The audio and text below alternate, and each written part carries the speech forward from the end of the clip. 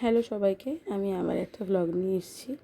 কালকে সকালে উঠেই ফার্স্টে চিয়া সিড দিয়ে জলটা খেয়ে নিলাম, দেন আধা থেকে 1 ঘন্টা পরে একটু কফি আর একটু রুটি খেলাম। এটা কিন্তু বাসি রুটি ছিল, আর খাটটা সমস্যা হচ্ছিল।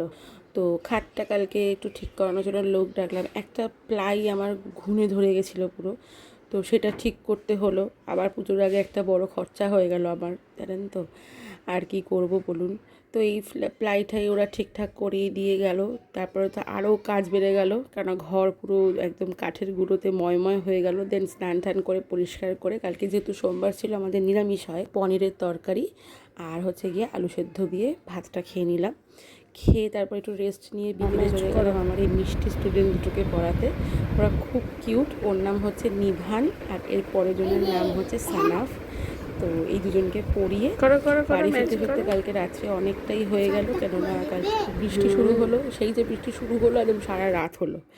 তো জানি না এই বৃষ্টি সারা পুজোতে হবে নাকি।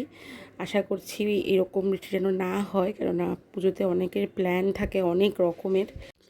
আজ তবে আসি, আবার পরের দিন দেখা হবে একটা নতুন ভিডিওর সাথে। টাটা।